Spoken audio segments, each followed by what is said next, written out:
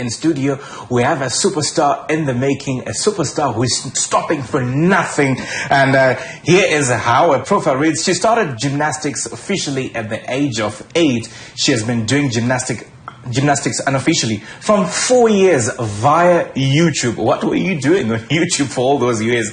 She was gifted a year of lessons in South Africa by her grandparents for her 7th birthday. She has won several competitions in Zimbabwe. She joined Gymnastics in 2022. Her coach is Tinashe. She goes by the name Zahara Mushonga. Zahara, how are you doing this morning? I'm good, thanks. Pleasure to have you in studio. Thank you for having me. Let's see the accolades. Wow. I don't know how many medals are those, but in my very short-lived sporting career, I never achieved half of this. Now, getting straight into the conversation, tell me, how did you first get interested in gymnastics? What motivated you to start training at such a young age? Yeah? I was really flexible when I was younger, and I would go on YouTube and see these videos of people bending, and I just went along and tried it. Then I started flipping by myself on my trampoline, and then people started noticing me. Right. So you I would assume you started in the house, yes, spinning, doing on the bed, and then you know, mommy was like, "What are you doing? You're gonna get hurt, or you're gonna damage things, and etc." Did any of that happen? Yes, there was a time where I fell off the bed. Now, what is it like for you training in South Africa? I understand that you did train in South Africa for a year, and did you face any challenges adapting to that new environment? It was different, like the transition was obviously a bit challenging, but with all the coaches' help, I did manage to feel comfortable and start doing more. Right. Now, of course, you have won several competitions. I mean, the evidence is right here and in Zimbabwe. Now, how does it feel to have achieved success at such a young age? And what drives you to keep, pushing yourself to go for more? I'm really proud of myself because I used to really struggle with anxiety.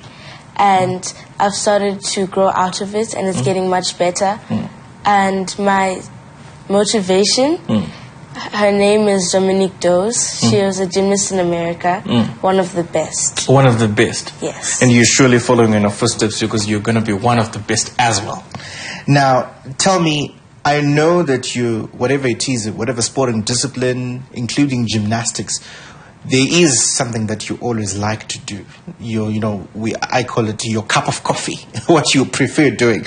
Tell me, what's your favorite event or routine to perform, and why is that? My floor routine, because I can move my body freely, I can do what I love, flipping, and just the dance and the music. It's my favorite. Right. So, now that you've won all these accolades, representing the nation, you've been to South Africa, how do your family and friends, how do they see that? How do you feel about that? My family has helped me a lot. Like where I am today and where I would be without them, nowhere close. Nowhere close? Nowhere close. Absolutely. Shout out to your family. Yes. I'm pretty sure some of them are watching. And my friends too. They when I feel down after practice, they always lift me up and be like, "It's okay, Zahara. Try again. You got this. You're gonna do great." Right. And here I am representing Zimbabwe today. Representing Zimbabwe at such a young age. Now let's talk about your coach. Coach Tinashe is known for being tough and fair. What is it like training under him, and what have you learned from him? Coach Tinashe, besides being a coach, he gives us life lessons. Right. We could be feeling down during a training session, and he'll come and he'll give us a talk, and then the mood just switches. He's not just a coach. I can't explain it, but he's not just a coach. It's beyond a coach. Yeah. How much he's exerted his influence on you is beyond that of the scope of a coach. So he's more than that. It gives you life lessons, and you've alluded that sometimes maybe after practice you're down, maybe you'd need a word or two from your coach, of course. But tell me about a coach being tough. How has that shaped you? How has that contributed to the success? Well, when your coach is being tough, especially on a bad day, it's not really the best. But then towards the end of practice, you start to see the results you wanted, and you understand, oh, this is why he was pushing us this hard. Right. This is why we keep having to repeating the same skill over and over again. Right. So it's like swallowing that bitter pill, but you need it. Yeah, definitely. Absolutely. Now, let's talk about your typical day. What's your typical day of training like for you? And more importantly, how do you then balance gymnastics and schoolwork? Yeah, that's the tough thing. Mhm. You have to be an athlete, but you have to also remember that there's school and you can't slack on that. During, go to school, from school, I change in the car, go straight to gym practice. That's usually a 5-hour practice during the week. Then on the weekend, I have a 7 or 8 hour practice, which is a lot. Go home, study for exams. But it's good to keep a steady mindset and a calm mindset. Also going to stress yourself, and then you're going to start going down in both school and gymnastics. And gymnastics as well. Fantastic. It's good to see, you balancing it out at a young age, and it's good to see that there are a lot of people will be watching you, because I know quite a number of people do struggle with that, even who are older than you, that do struggle with balancing, sport and school, and it's good to hear that you're actually prioritizing both and doing well in both. I mean, look, there is evidence. I mean, just grab a certificate and just show them some of, certificates, and so that they know that, no, this is not just a talk. This is, the evidence. This is what National Gymnastics Championship, SA level, 7 floor. Wow. Wow.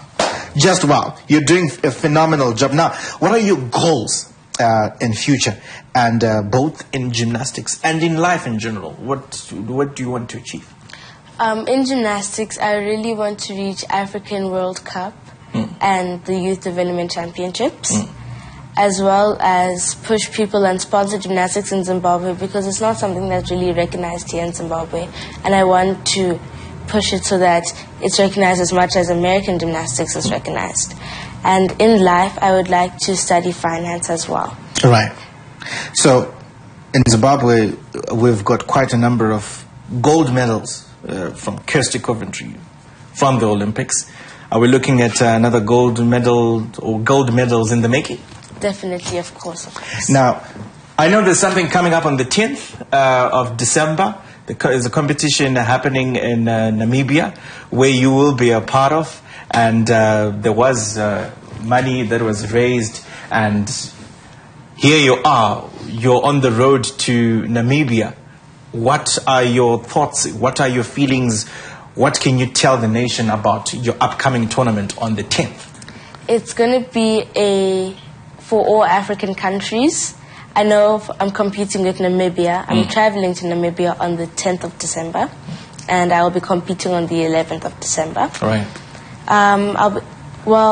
My coach isn't going because of gymnastics politics, and some of my friends, it was really, the price was really expensive for us. So most of my friends aren't going.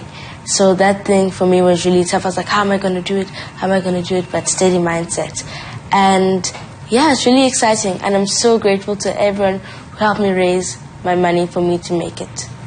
Absolutely, and we love that for you, and all the best representing the nation in Namibia, and of course all your future endeavors. Here's to hoping that this is a gold medal for Zimbabwe.